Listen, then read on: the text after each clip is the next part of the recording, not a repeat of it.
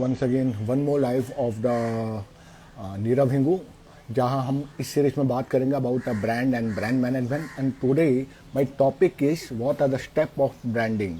Because हम branding बहुत सारी चीज़ें सुन रहे हैं, लेकिन एक्चुअली इसके मेन स्टेप कॉर वैल्यूज़ क्या है, कॉर स्टेप क्या है, जहाँ से स्टार्ट की जाती है। जहाँ पे अगर मैं इसकी ब्रांडिंग की बात करूँ तो ऐसे 11 या 15 बिंदु आते हैं जहाँ पे हम ब्रांडिंग स्टार्ट कर सकते हैं। The first, the branding start with the core principles.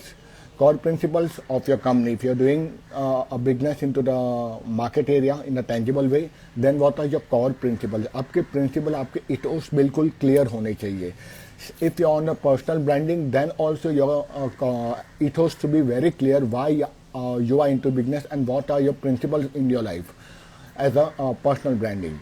Second important pointers आ जाता है मिशन।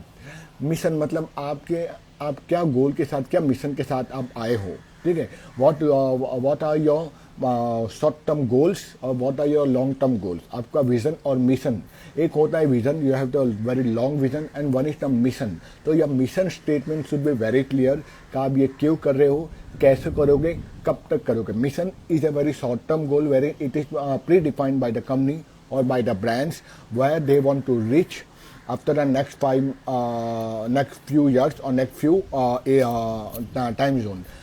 जब भी आपको ये क्लियरिटी होती है, when your mission statement is clear, your branding become much more better. Okay, then what inspire you to start this business? आपका why बहुत क्लियर होना चाहिए कि मैं ये क्यों कर रहा हूँ। क्या मैं इसीलिए कर रहा हूँ कि because I want to earn the money, then it is not a branding, it is going into the direction without any clue. So your why should be very clear, what inspire you to build up your brand and what is your passion which you keep on pushing yourself toward building a brand. So your why should be very clear. ठीक है। Fourth important point is what are the core values, I will say what are the major products or services that can help to your target audience. वो आपको बताना पड़ेगा, आपके दिमाग में clear होना चाहिए कि अगर मैं ये प्रोडक्ट या सर्विसेज ला रहा हूँ तो ये डेफिनेटली ये मेरे कस्टमर की प्रॉब्लम को सॉल्व करेगी।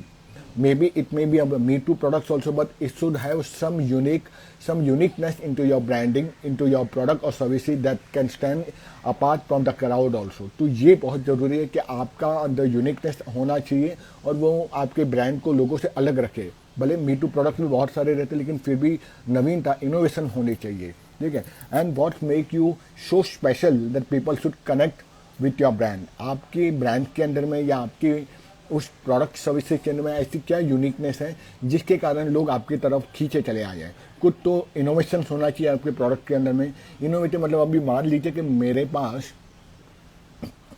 कोई ताला है, there are lots of locks and keys there as a product into the market. तो अगर मेरा ताला कुछ जैसे कि it can sense, it having the special sensor जहाँ पे चोरी करने से पहले या कोई तोड़ने से पहले ही सेंसर बढ़ जाता है, और वो कोई ताला है, it is connected to my Bluetooth और to my wrist watch, to my smart watch और टू माई मोबाइल, जहाँ से कैमरा अंदर लगा हो तो पता चल जाए कि कौन चोरी कर रहा है। Now I am just giving a random idea. तो ताले तो बहुत सारे, लेकिन ऐसी यूनिक फीचर्स अगर आती है उसके अंदर में तो वो आपका प्रोडक्ट लोगों से अलग रहता है। That is known as uniqueness. जैसे मैंने बताया कि ताला है, ताला तो बहुत सारे हैं, उसके अंदर सेंसर हो, बहुत सारे ताले में भी आप सेंसर है, बहुत सारे लॉक में भी सेंसर है, और इसमें और यूनिकनेस लाई जा सकती है अगर मान लो उसमें कैमरा फिट कर दिया जाए, छोटा सा एकदम माइक्रो लेवल पे, ठीक है। और वो कैमरा के साथ में एक ऐप कंपनी दे देती है which is connect which can be install on Android और एप्पल OS, और उसके अंदर में अगर कोई चोर आते हो तुरंत आपको दिख जाता है।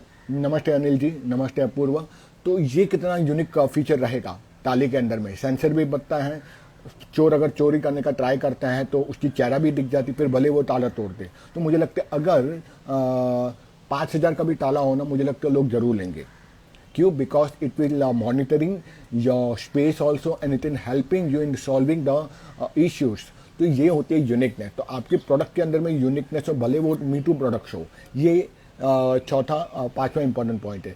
चौथा पॉइंट है you should define your culture value, कि आपकी कंपनी कैसी है। Now there are the 3 types of companies और 3 type of culture.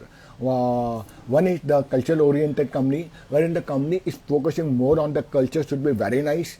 They are very strong on the ethos. They are very strong on their do and don'ts. One is the money oriented company, जहाँ से money के ऊपर पैसे के ऊपर जोर दिया जाता है, और मैक्सिमम 97-96% स्टार्टअप और कंपनीज आज भी सिर्फ मनी ओरिएंटेशन में है. They are not concern about the other people. That's the reason in the 4% slot of successful leading company they are not there, they are just minting the money.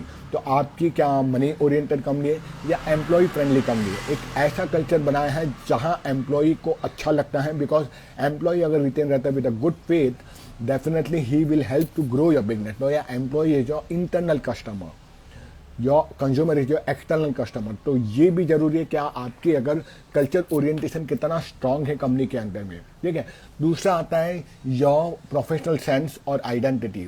मतलब आपकी एक style रहती है, हर company की एक style रहती है. Like AR Rahman style, एक म्यूजिक अलग हो गया. तो आपकी कंपनी की मेजर आइडेंटिटी क्या है? It is a cool funky company, it is a very smart innovation company, it is a old traditional way of company, it is more into the technology driven company.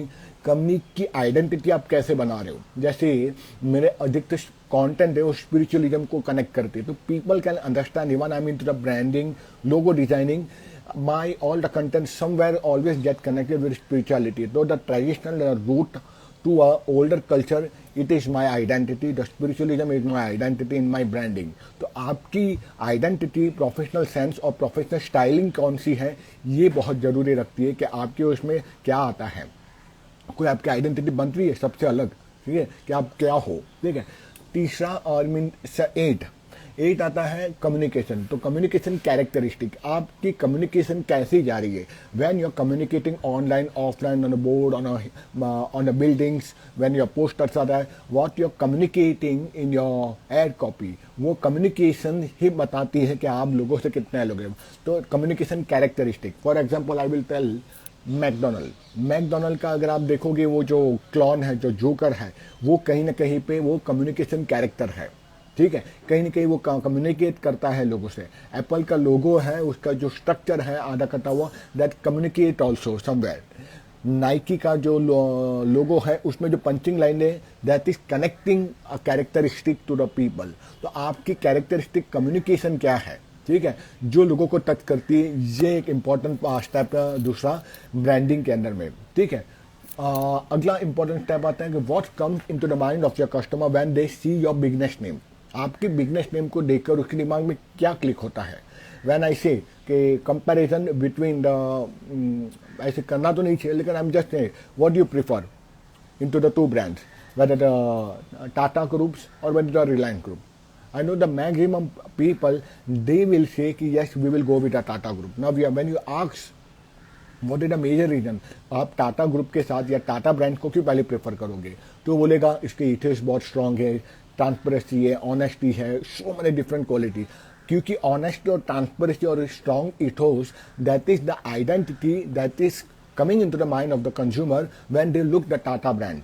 ठीक है. इसी तरह आपके brand को देखकर आपके कस्टमर या आपके प्रॉस्पेक्ट के दिमाग में क्या आएगा, ये बहुत जरूरी है.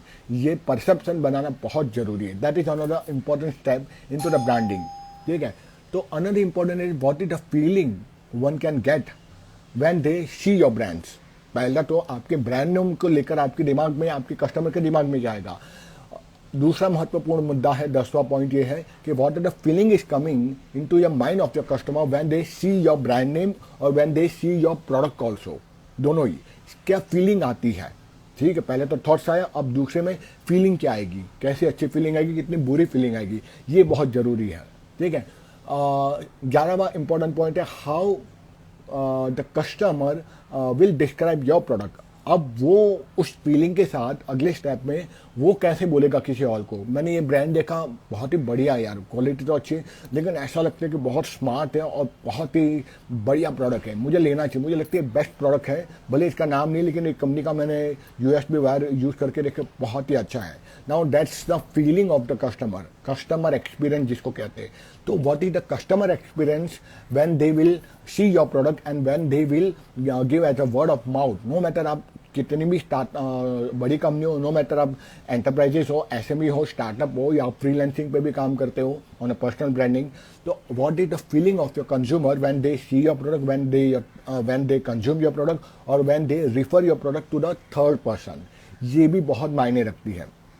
और लास्ट के दो इंपॉर्टेंट पॉइंट्स आते हैं कि ये सारी चीज़ों के ऊपर, उससे पहले मैं बोल गया कि define your customer, define your consumer, कि आपको ये जानने के लिए, लेकिन सबसे इंपॉर्टेंट पॉइंट आता है कि आपका कंज्यूमर कौन है, ये आपको डिफाइन करना पड़ेगा। That can be done to the demographic chart. Demographic chart मतलब कि आपको पता होना चाहिए कि मेरा प्रोडक्ट है वो कौन से मार्केट को टारगेट कर रहा हूँ, ठीक है, कौन से मार्केट को टारगेट कर रहा हूँ। तो मतलब ये Indian market, Asian market, Asian में इंडियन मार्केट है, क्योंकि पूरा जहां आपका प्रोडक्ट नहीं ले सकता।